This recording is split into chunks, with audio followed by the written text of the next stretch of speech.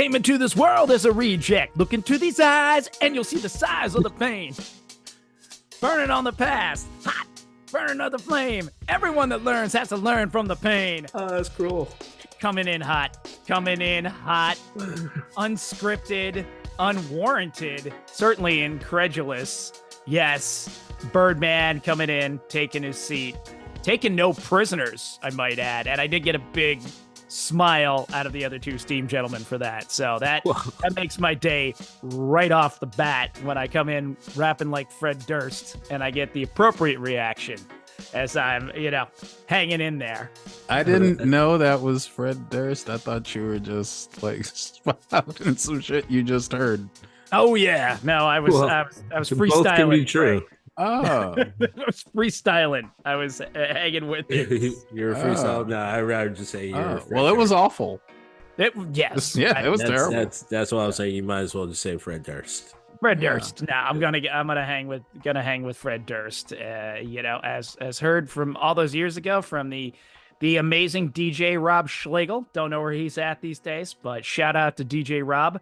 Hope he's doing well wherever he is and wherever he landed. Probably still cutting trailers in movies as he was moving up through the world. He cut the trailer. Rob Schlegel cut the trailer for the original Kings of Comedy film. Rob Schlegel. So he cut that trailer all those years ago. But still, height of his existence in my book was showing up at my house party with his posse and all of his vinyl and spinning for us all night. Oh, word. We spun through that shit all night. I unintentionally was on old school Sudafed because I had a bad nasal infection and I did not realize the side effects. And so, yeah, I had no problem. I closed the fucking party down. I didn't know I was on speed, but I was on speed. So there you go. That's always it. So kids, careful with that stuff. Like I'm talking the real kids. I'm talking the real Sudafedrin here, guys, not the Sudafed. I'm talking the real shit that you used to get by prescription pretty easily. And wow, that stuff, cleared your nose up. Not gonna lie, it's the good shit. That was the good shit. There was no two ways. So yes, it's the Birdman.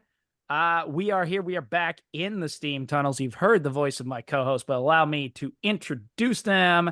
The three of clubs, the man himself. It is RaShaun Smith. How you doing? I'm doing well. How do you do? Wow. It's been so long. It's been a while. Shit. I know. It's been a while. Oh, wow. Yeah, I forgot my own catchphrase. It's That's been that long. Man. Life is lifing right now. So, good to see everyone. That's it. Well, we're still happy to see you, even though the full adulting is going on in the the adulting is adulting right over all of us. We know that. So it's real, people. That shit happens. But allow me to introduce my other partner in crime in the adulting, in all those things I'm trying to warn my kids about that suck. Maybe that's why they'll never move out. Probably it's going to land on me. But they're not even in high school yet. Yeah, I'm like Cassandra. I can already just see it all happening. It's just no one's going to listen to me anyway. So there we go. It is my fellow partner in crime in the adulting sphere. It is the star child, Greg RaShaun. How you doing today? Oh, having a lovely day, and it actually is one, which is a shocker. So I hope all of our listeners, all of them, are having a beautiful day too. All right. Well, we're part of the conglomerate that is, according to some girl with the pink hair.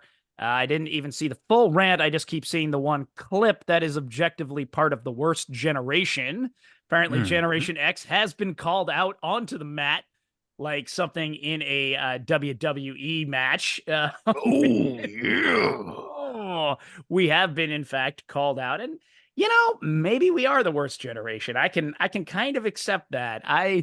To be honest, I look at us and, hey, I think we did better than everybody thought. It's really what it came down to, including ourselves. Really, sometimes I try to imagine what it was like, when you go back into the 90s, for example, and you see the amazing Paramount film, Boys in the Hood. And the young Ice Cube is being talked to by his mother. I don't know the name of the actor who plays the young Ice Cube, so forgive me, but he plays the character of Doughboy. And his mama is just talking to him and saying, "You ain't gonna be shit. You ain't ever gonna amount to shit. ain't gonna have, all you do is eat, sleep, and shit." And I remember watching that and thinking, like, this is like what we've all been told for the entire generation. This is what kind of the world collectively was telling us. So, yeah. It was, but it was also like, these weird expectations kind of thrown on us.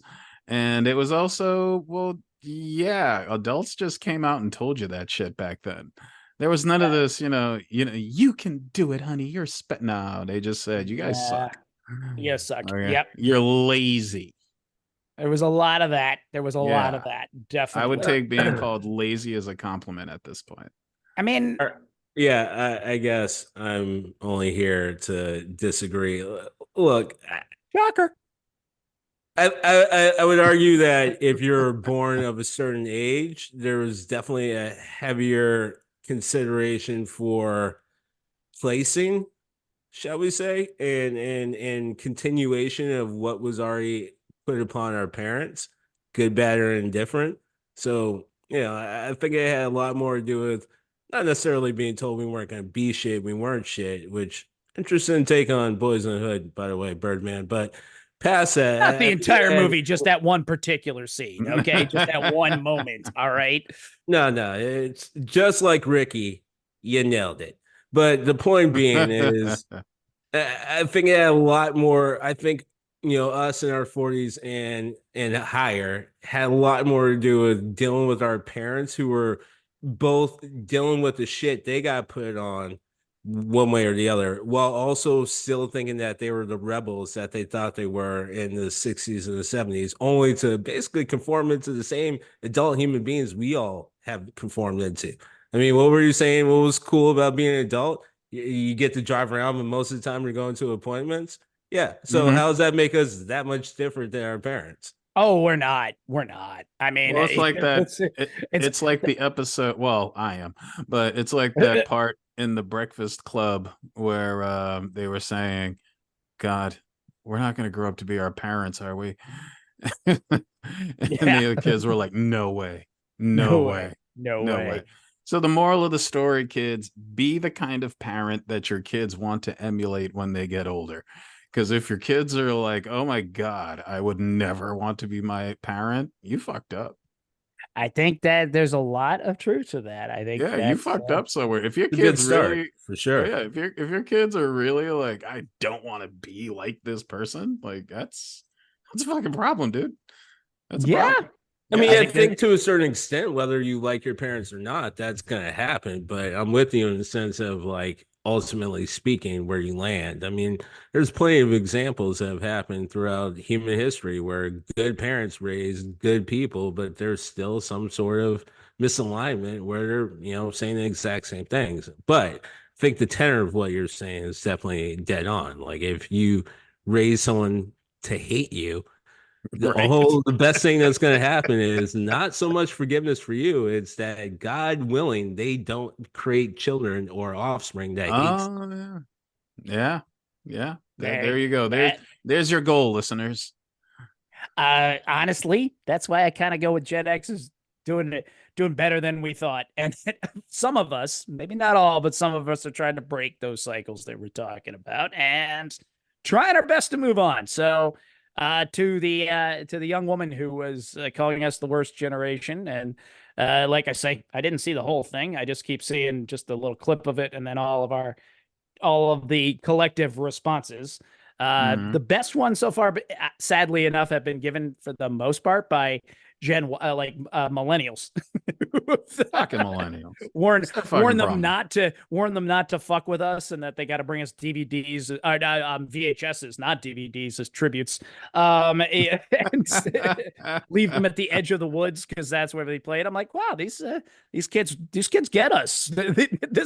Like some of these responses.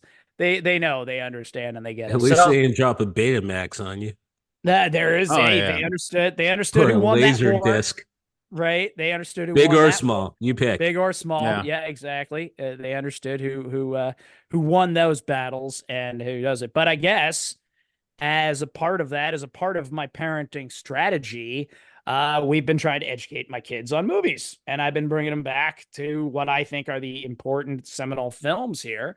My wife and I started with Big Trouble in Little China, which I think is important. If you haven't seen it, go right out and get to it right now. Absolutely, what an amazing piece of 80s cinema. There's so much to unpack there. We could Where are do they an going to see entire that? episode. Pardon? Say go out and see it. Where are they Go going? out, go in, whatever. See, told you, Gen X, Netflix, man. We used to have to Netflix. Go Gen to your X. We local used to have to go out and Netflix. do it. I'm pretty I sure think it's we had on to Netflix. it wasn't on Netflix. We had to buy that one on Amazon, but that's okay. We love that one. So. Guy in the neighborhood named Ned Flex, and he just Was- had a great movie collection. Blockbuster kid.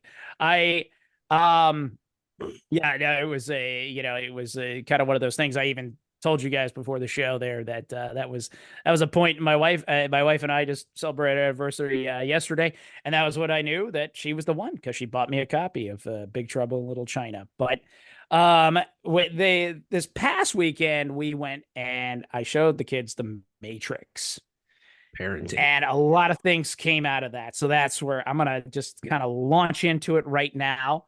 I'm just gonna take my turn here and talk about this experience, because again, here I am, I'm like ruminating. I feel like Gen X is having its little moment. And I was suddenly transported back to 1999, right? Just was put back into that movie theater. What an amazing time frame that was, and watching this, particularly with my youngest son, who I have to say, just as a couple of asides, I think, firstly, I was amazed with my youngest son, Gabriel, and how well he followed along with all the plot lines. He followed all of it. He understood every bit as soon as it was presented to him. I was kind of worried this was kind of going to go over the kids' heads, right? And it was going to be just a little too much. No, he's like, boom. Oh, they're using them as a power source. Oh, look at this. Oh my God. Blah, blah, blah, blah, blah. And I think nothing made my heart more happy than the first time they show him the real world and all the tubes start popping out of it. And he goes, bro's got tubes in them. Right? That's the first thing he says. And then the Sentinel comes up and grabs him by the neck, and he just goes, oh, hell no. This is a 10-year-old child, by the way. But totally unprompted, just like, oh, absolutely, absolutely, hell no. I think that's the proper response. Right. Just, I was just so impressed with how well he followed it. And he made my heart proud, just following every twist and turn and really getting the nuances of this film. It's kind of a, it's a bit of a film. And also getting to watch both of my boys watch it for the first time, which is really cool, because there are certain things that, I've watched that movie many times and will watch it again. But there is, The Matrix is one of those films that it's so integral to the first time you watch it, right? Like what happens the first time. We're trying not to tell them anything, trying not to give anything away, trying to see how they follow along with the plot, doing our best to fill in anything that at first he was having a little trouble with the agents, but then he got it, right? He's like, oh, and he's playing, and what's amazing is, of course, his experience of this film is much more what the film was seeing as the evolution of computing and computers. And even though we couldn't get there in 1999, right?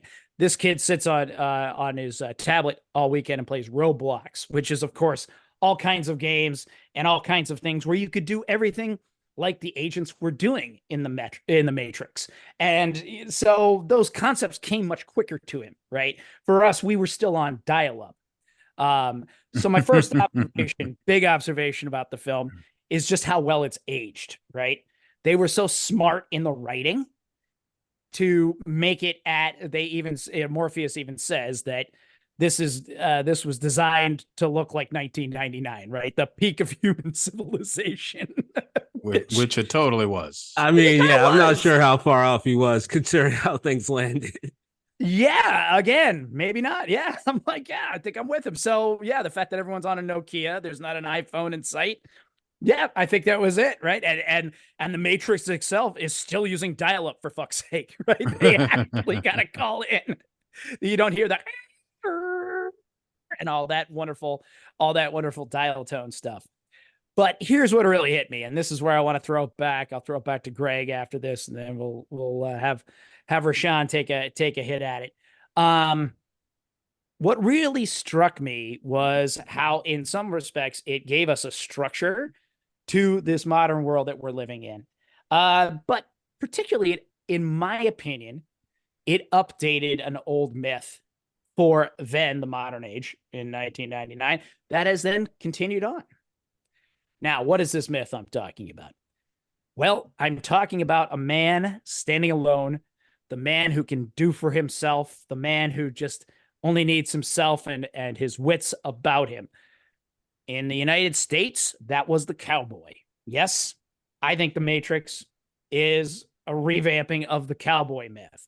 Stay with me on here. Hear me out, as the kids say, right? Isn't that what the kids say nowadays? Hear me out.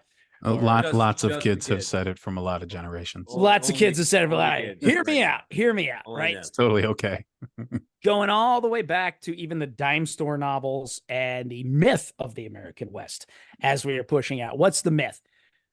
One man, just his six gun, his pony, and a good woman by his side. That's all he needed, right? He didn't need no government, didn't need this oppressive system holding him down, taxing him, telling him what to do. That's the myth, mind you. When you really actually pick up a history book, you find it was nothing like that. And that everybody needed the government, everybody needed the help all along, especially in this country. But I won't go too deep into that particular rabbit hole. Nevertheless, it was the idea that one man stood alone, and that's really all you needed, and that everything else was just was just an illusion, was just taking a handout, was just you being lazy. You needed your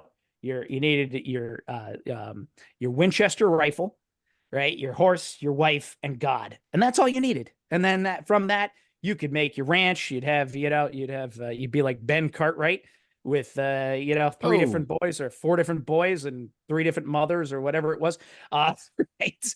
And 500,000 acres. And, you could even police the other towns around you. It was all set to go. So we bring it forward, and here's where I question. Here's where I wonder: did this bring this so much into the public consciousness that it's still staying with us and we're having a hard time shaking it? Because as Americans, do we need this mythos? Do we need that mythos as part of our identity, or do certain people in America need this mythos as part of our identity, right? The Matrix opens up the idea of a technological, oppressive governmental force, right?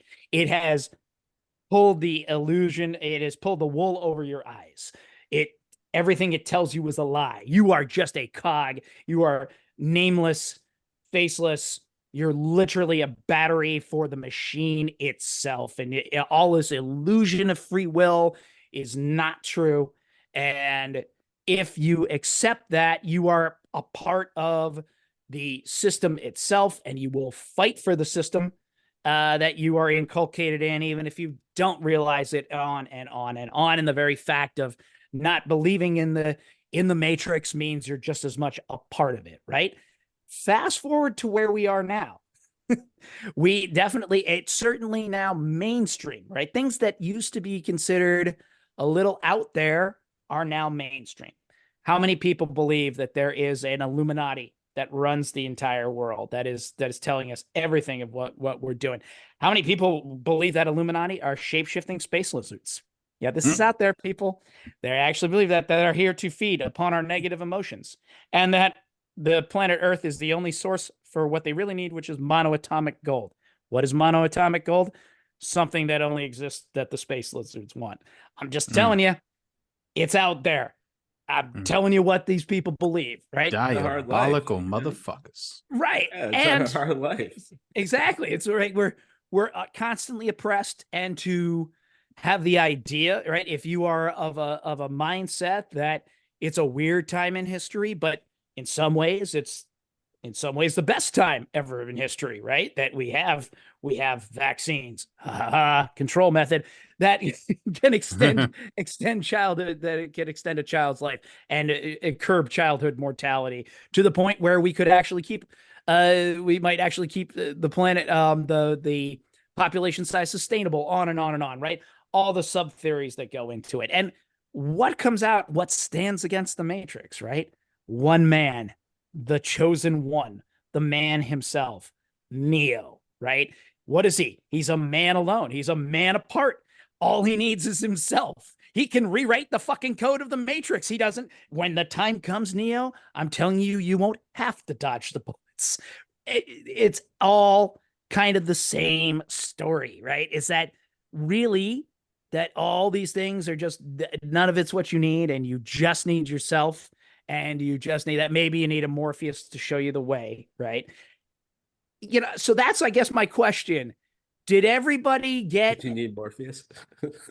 Yeah, did everybody get the right message from the Matrix, or what message did they get from it? Because wait, what's the right message? I don't even know. That's why I'm putting it out to you there. Because I will say this. I think most people who watch The Matrix, we all have a certain amount of empathy for it. We find it interesting. And you can certainly, there's a lot of food for thought, and certainly a lot of questions about government going too far, and oppression, and systems, of course, meant to hold you down. So don't want to discount that at all by any extent. But did a lot of people get the message that they are Neo?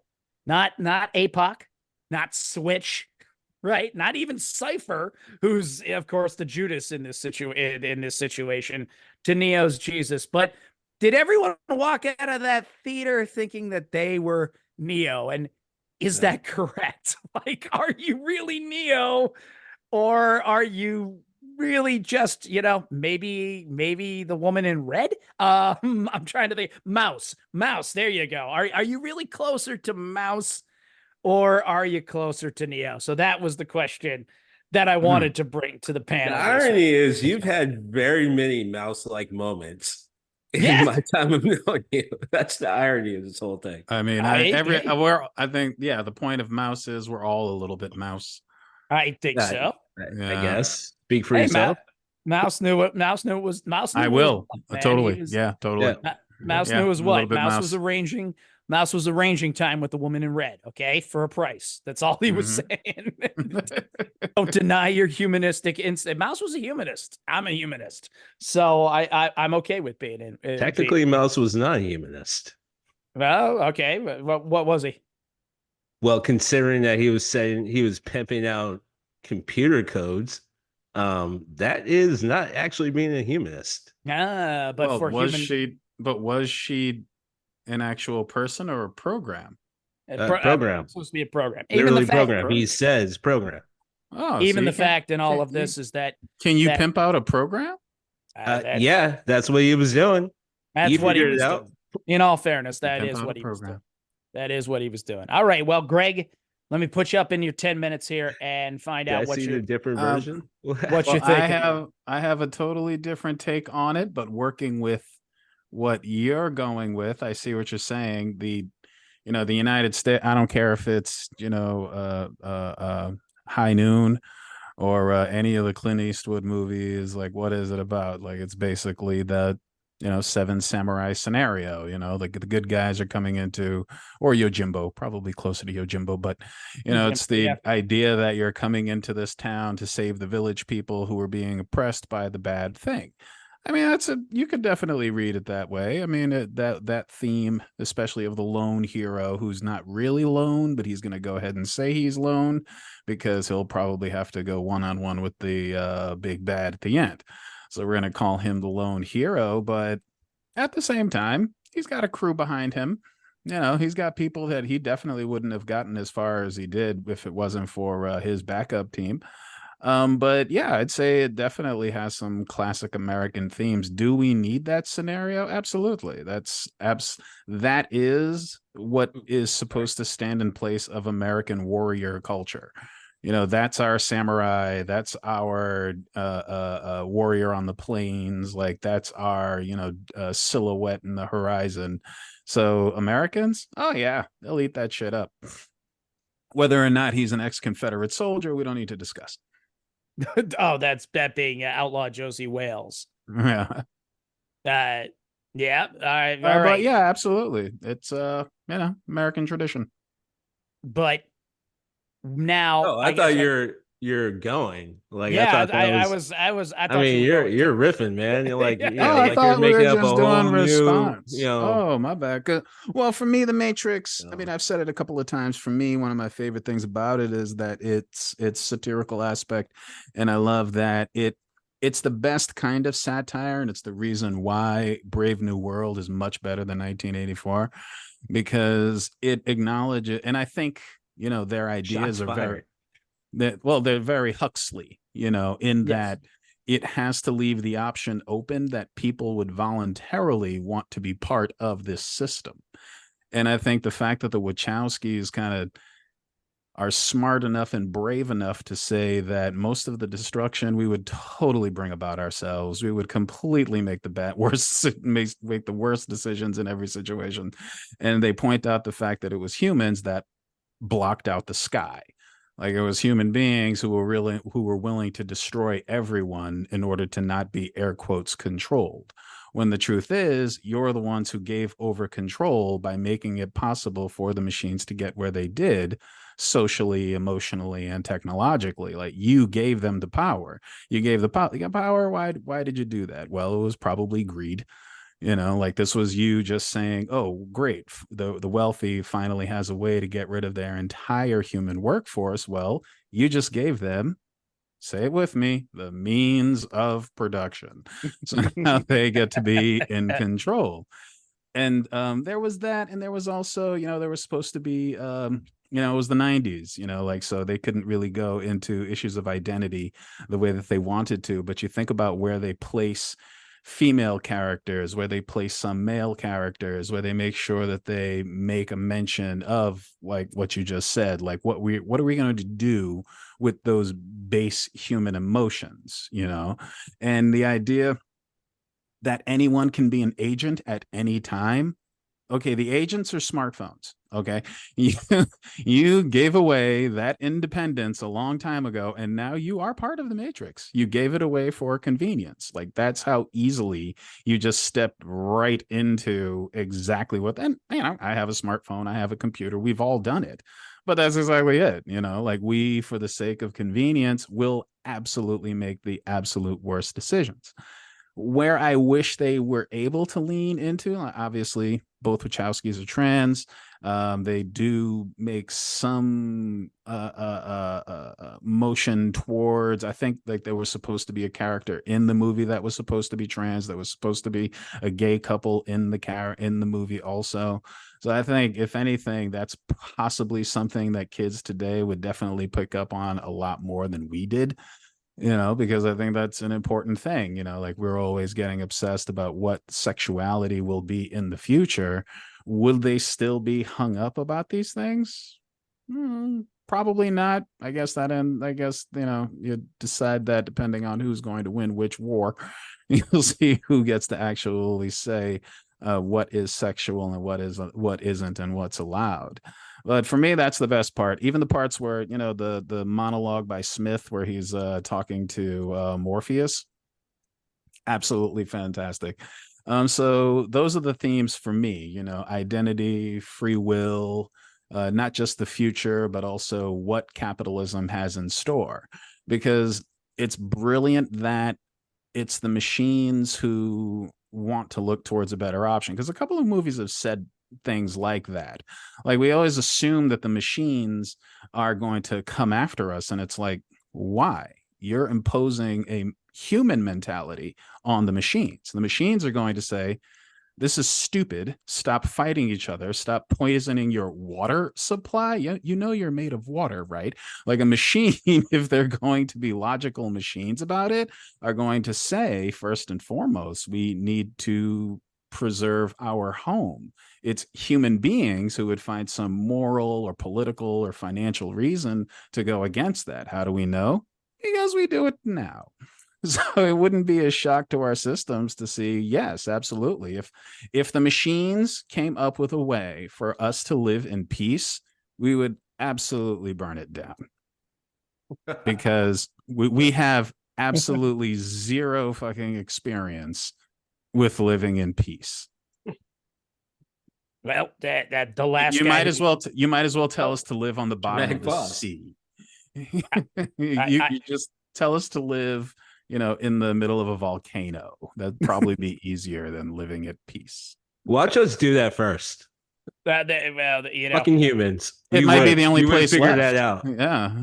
Yeah. True. By the end of all this, I guess to that point, and it is interesting that you bring it back to living together in peace, and of course you bring it back to what I always thought was stated best in the Hitchhiker's Guide to the Galaxy, which was the planet that nailed a man to 2 pieces of wood for telling people to be nice to each other. Right. That's always it. And definitely, of course, you bring it back home to that extent, because Neo is, of course, a Christ-like figure, right?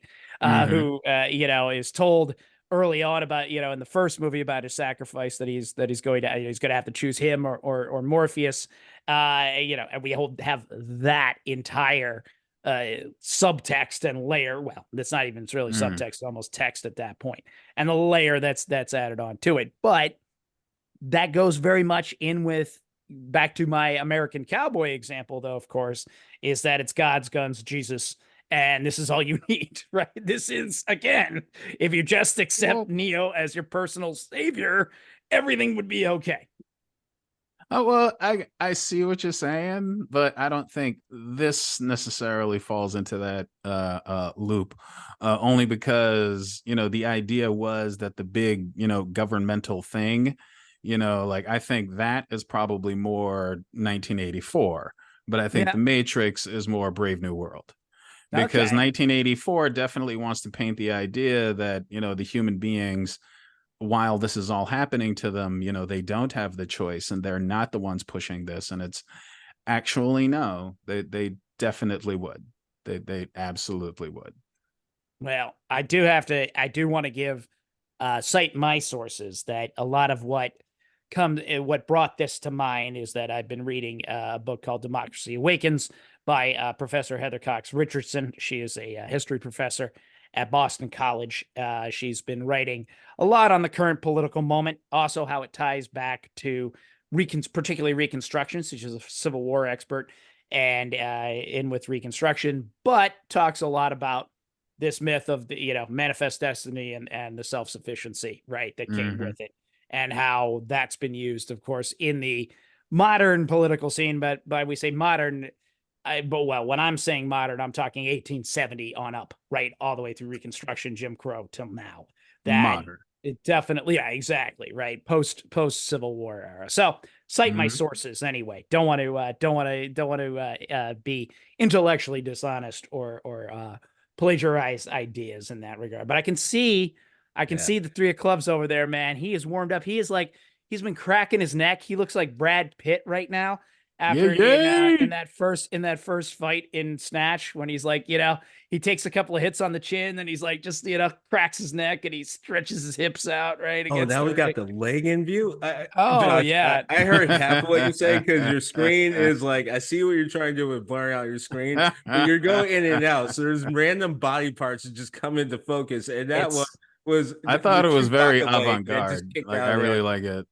Yeah, it's the Matrix, like man. Just unsuccessfully nared his leg, and he's like, check it out. You still look like a Wookiee. I'm gonna pass for human. I'm gonna pass, man. That's it, right? I don't know how I'm supposed to concentrate with that. Look, there's a lot to unpack here. It's a fun subject. These guys got me fired up just because we're talking as one of my friends used to say, cod shit about something that I love, which is, movies, pop culture movies that, as Birdman likes to say, the zeitgeist. And then you really is scratching my itch when we're talking sci-fi and stuff like that. So I'm all here. So I'm gonna do my best to just kind of go in reverse or kind of pick out some of the things these old guys are talking about. That so some of it I got, others like, yeah, you're out of your fucking mind. So let's just start with a couple of things. One, or a few things. One, no, I didn't walk out of the movie thinking I was any one of the characters. Why? Because I just watched the movie. That's why. Like there's no separation that I needed other than the fact that I was sitting in a chair watching some fucked up shit, and then I walked out of the movie theater, and that was it. Like there was nothing else that happened. I wasn't moving things. Matter of fact, I didn't even get that freaking Nokia phone that you talked about. I wanted it too, but I didn't get it. Like literally, I didn't get a leather duster. I didn't learn fucking karate or kung fu. I wasn't dodging bullets. No, I didn't learn fucking code or anything like that. There's nothing that existed in my life outside of the matrix of loving that movie that I thought I was a part of. So answer that part, yeah, no, definitely not. To go to part of some what Greg was saying before I come back to you, Birdman, because you really were killing me on some of this shit here. I mean, talking about how we view things and what we take out of it. Actually, I'm saying on you real fast. So there's like at the time of the movie, let's say there's about 6 to 7 billion people in the world. I'm gonna argue most of them weren't actually Christian at the time they saw the movie. So just for shits and giggles, let's say 3 billion people saw the movie that weren't Christian. Why is that important to the topic of the conversation? Is because to understand or to walk away even calling the main character Jesus, you're probably going to need some context points. And considering half the world most likely didn't have those context points or cared to have them, or even if they knew of Jesus but didn't necessarily readily think about it like a Judeo-Christian Western society might, I don't know, they might come away with some different thoughts. Greg brings up an interesting point, but I'm going to look at it from a different way. And funny enough, you can look at other sci-fi that kind of talk about this because it sort of seems like the natural progression that we end up when we talk about when robots take over. It's not time travel induced. And basically, it's going to come down to the fact that, yeah, in fact, if there is a God, sadly, people, it's going to be the one we make. And for that to happen, the only way we're going to probably respect it, which, if we're going to pull any points out of the matrix that were also stated, because that's the other thing that both of you, but definitely you, Birdman, I love you. But when we start injecting what we think, when writers already told us and we've already seen the movie and they've been clear, but we're still like, nah, but what about this? Yeah, what about this angle? They really mean this. No. But the fact that they actually already intimated in very clear terms that basically what's going to happen is we can give you a lot of different versions of how you want to exist. Based off of what you say, based off of what you input, based off of how you code. You're going to create us and we're going to be a part of you and work for you. However, no part of that in existence until there's conflict are you going to actually respect us. We're going to tell you exactly what you need to hear. We're going to guide you exactly to where you need to go. We will prevent the worst kind of death possible. But if you have any sort of fucking perceived notion, which is definitely leaning towards the Western cowboy of like, you can't fucking tell me what to do. Don't try it on me while I get my government health care. Sorry, Medicaid. When you get to that point of like, you can't control me, even though you fucking created them to control a lot of what you do, the only way you're probably going to listen to them is if, in fact, they induce conflict. If they become basically the overarching, all-seeing AI robot, whatever the fuck you want to call it, monstrosity that is like, all right, yeah, we'll create a society or system or a global world where if you don't listen to us, we'll just kill you. If that's the only thing you're going to fucking listen to, fine. But the weird part is you can actually argue, even if you want to even take it a step further from what the writers of these books or movies or what we're talking about go into or blah, blah, blah, you can argue that's ultimately the point. The only way humans are going to have some sort of weird unification is if they actually end up fighting one big monster. And the funny thing is we don't even have to stick to sci-fi to go to that. We can talk about a lot of other fantasy or sci-fi properties, but maybe not in this regard. Obviously the big one that probably comes to mind to anyone who loves comic books and definitely graphic novels would definitely be, tell me, fellas. I mean, Thanos? What? Yeah. yeah. Who was a good guy that created a monster to unify humanity? Ozymandias?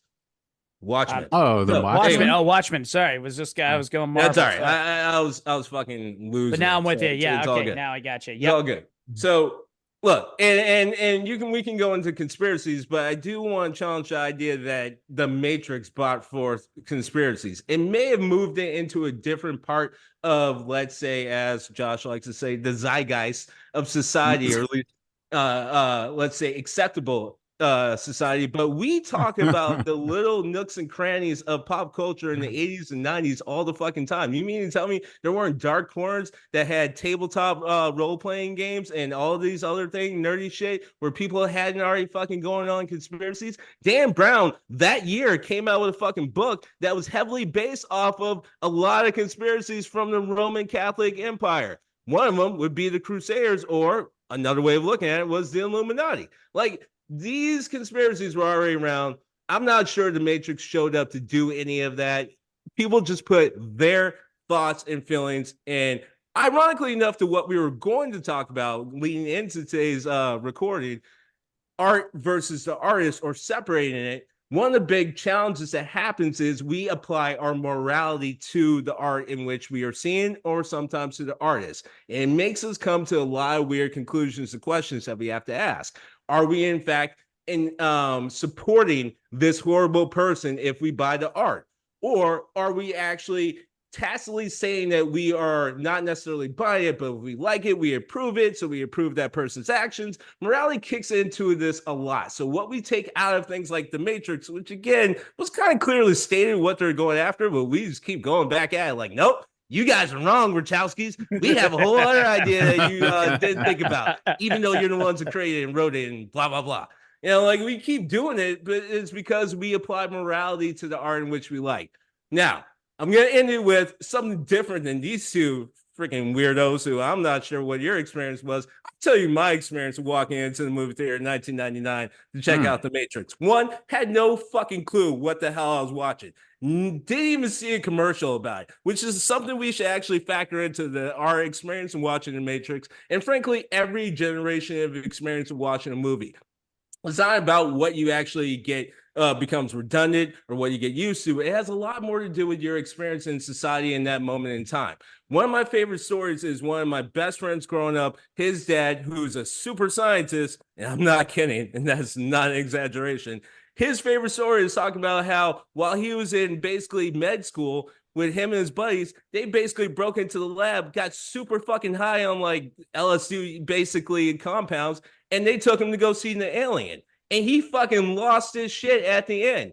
Now, me growing up listening to that, I kind of understood it because I watched it and I was kind of scared too. But if you had a kid watch that right now, they'd be like, what the fuck were you scared about? I see commercials that are harder than this, right? So what your experience has a lot more to do with your reaction and what you take out of it than looking back at it and be like, oh, let me just keep watching it 100 times and see what else I can think about.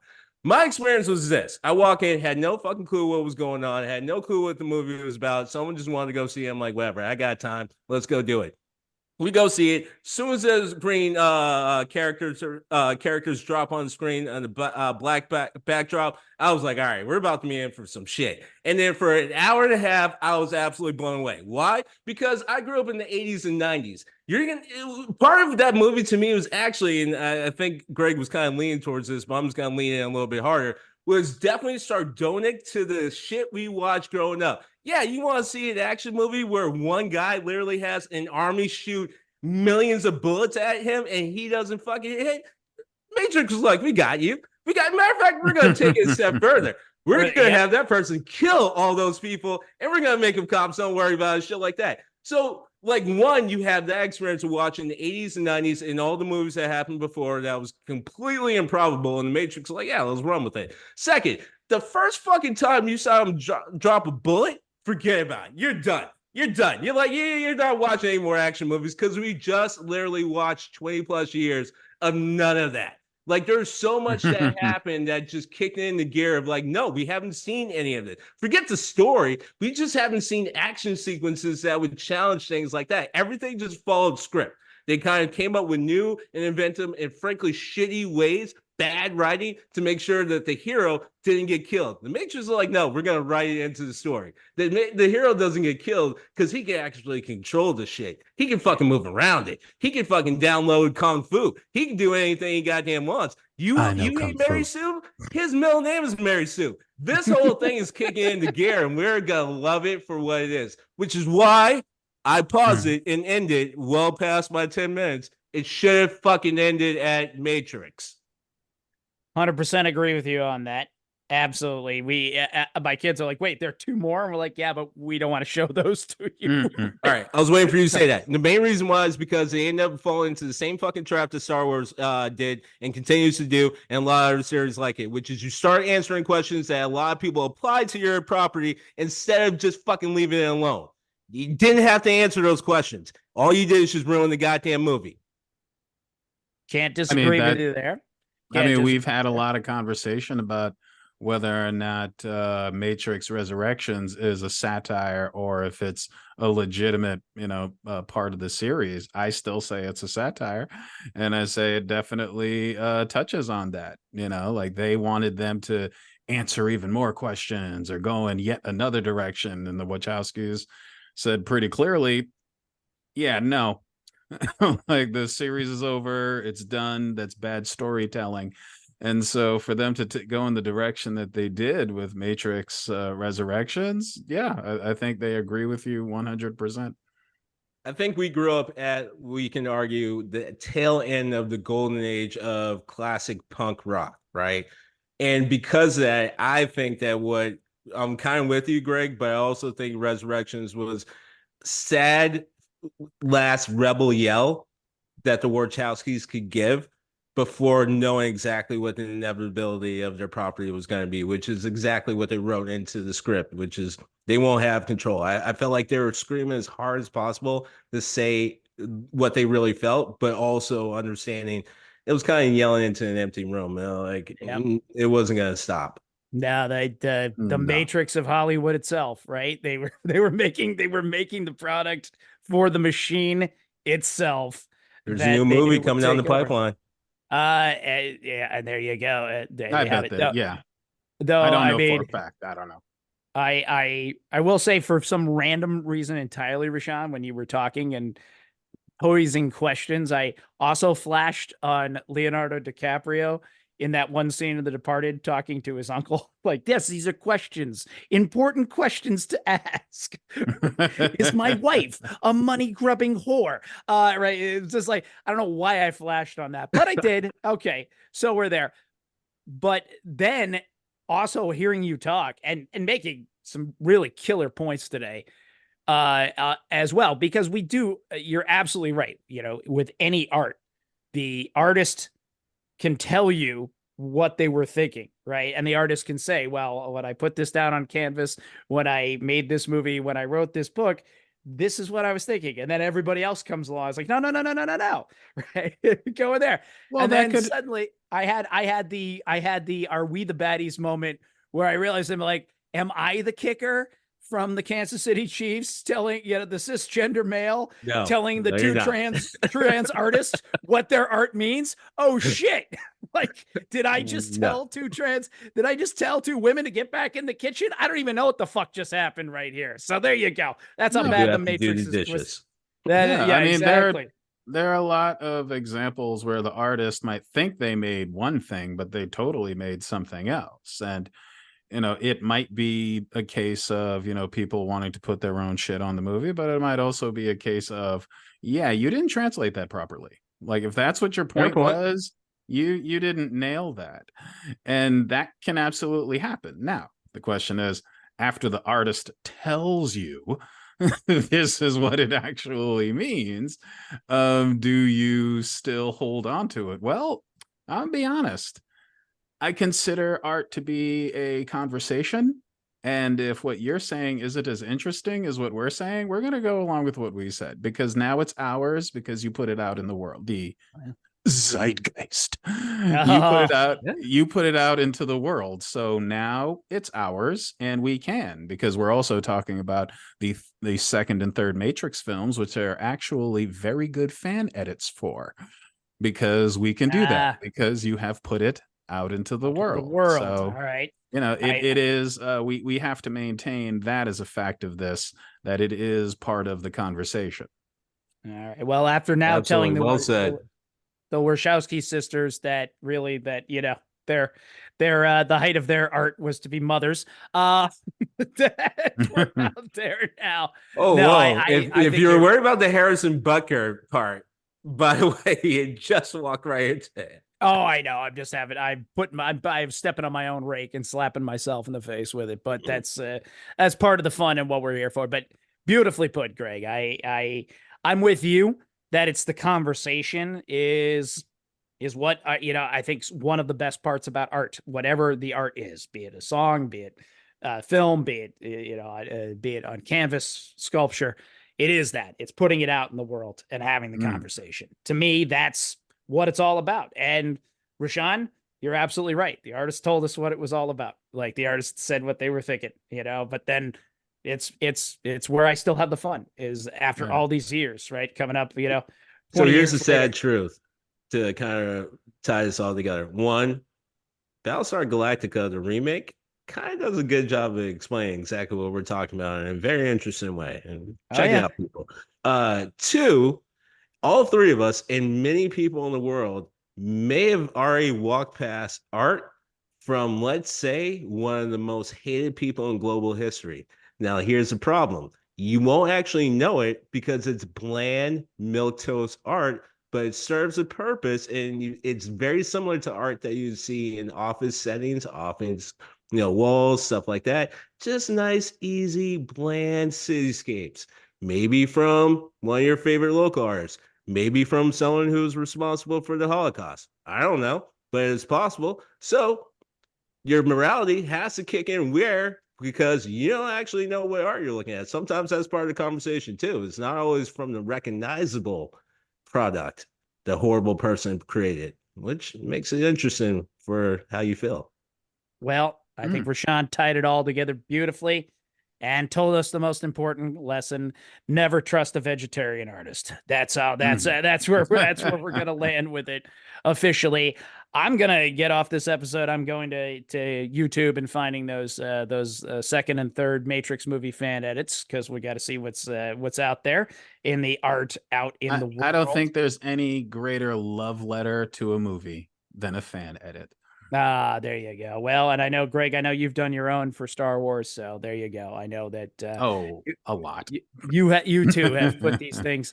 You two have put these things out in the world. But all right, hopefully a little more grist to the mill out there, a little more in the zeitgeist, since you guys are really digging on that word today. Going back to the German heritage. The word of the day is best get a move on before the Germans get here. Did you just watch that too? Did you watch that after you put the? No, I know it's the second time I brought it up, but clearly it's kicking. I have a certain rotation back there in those. Which, by the way, quick disclaimer for anyone only listening to us and never have seen our face: I do not look like Brad Pitt. I do not want to let anyone down in what way, shape, or form or version. He's fucking lying. I don't look like Brad Pitt. Sarah swooped down and scooped him up for good reason. Well, that's the case right there. He's a gorgeous man. That's all there is to it. That is it. 100%. All right. Well, speaking of that, let's do the weekend recap. 3 of clubs. RaShaun, what you got going on for the rest of the week and the weekend? Trying to survive another work week. Past that, I mean, that's kind of morbid. Not really. Real fast. It's what did he do? How did he do? I know you gotta go, but I just want to clean up what I just said, because there's a lot more serious shit out there. So I'm just gonna go ahead and say, get through the week so I can drink without having any sort of guilty conscience, because there's a lot of reason to have guilt. I'm spiraling. I'm sorry. I love y'all. All right. Wow. I pushed. after all that, I pushed RaShaun over the edge. I didn't even mean to. I thought that was the innocuous question of the day. That was the one that was the part that broke him. Greg, Star Child, what's up? Where are you going on the mothership this weekend? Oh, summertime and the living's easy. I'm gonna get ready for summer, man. I'm gonna say fuck it. I'm gonna put everything out. I'm gonna get ready for summer. I'm gonna have a barbecue. I'm gonna do it up because it's warm. We live in New England. It kind of sucks. And yeah, I've been digging on Charles Bradley. If y'all don't know about Charles Bradley, one of the unsung soul men, you go ahead and dig on some Charles Bradley. But that's probably gonna be it. Some Charles Bradley and some seared meat. Nice. Charles Bradley and seared meat. Well, me over here, I did it all for the nookie. Come on, the nookie. Come on, so you can take that cookie and stick it up your... I say Charles Bradley. This dude comes with some fucking Limp Bizkit. That's it, man. I mean, even among the worst white rappers, he's like, hey, new metal. Josh has to go. Why'd you have to say that? Because I cannot, no matter how much I love Limp Bizkit, and yes, that needs some explanation, cannot say he's a rapper. No, he's not. He's new metal. No. He's new metal. That's how that was. I'm not. I don't know which one's more insulting to rap or new metal or both. For real. Yeah, like that didn't help. It's the eternal debate. It is the eternal debate. But all right, I'll once again talk about the weak and the wounded. The kids on my soccer team renamed themselves the Justice, the Orange Justice, because I was like, okay, that's democracy in action. Don't know where that even came from. Don't know how those two things became associated, but yet here we are. I'll try and lead them to victory one more time yet again. I am not the Vince Lombardi of the soccer pitch, that's for sure. Neither was Vince Lombardi. There you go. So, all right, but the kids pass to each other and do all that stuff. And both my kids are killing it right now in the flag football. So that's good. We're headed back into the playoffs strong. That's what you really wanted to hear. One team undefeated, one team with only one Olympic sport loss on the belt. So hey, exactly. I smell some Olympic gold and some Fink future there. Not so much. No. Hey, we're all having fun. It's all out there. Yeah, I will attempt to sear some meat and attempt to tend to my yard and getting ready for for that big one, getting ready to take that big plunge, and for that barbecue, drinks and karaoke that's coming up in the not so distant future. The countdown begins, and I'm looking forward to that live Steam Gentleman event that will just be the three of us getting together and going absolutely crazy. But yes, 3 clubs. What you got? Just say one. One last thing for our listeners: define utopia. If you can define utopia, or in your struggle to define utopia, you'll probably understand the Matrix better than anything we've said so far, or anyone at all, because that is the central part of Matrix. Giving the listeners a little bit of homework to do over the weekend. I like it. All right. Well, also on your homework, go follow us on the socials. Rate, review us on iTunes. Tell everybody about us. Make us an overnight 3-year success story and sensation. We're all about it. Take us away and from our humdrum normal lives into the world of podcast fame. But in the meantime, this is your buddy Josh the Birdman saying keep your heat up and keep your head of steam on.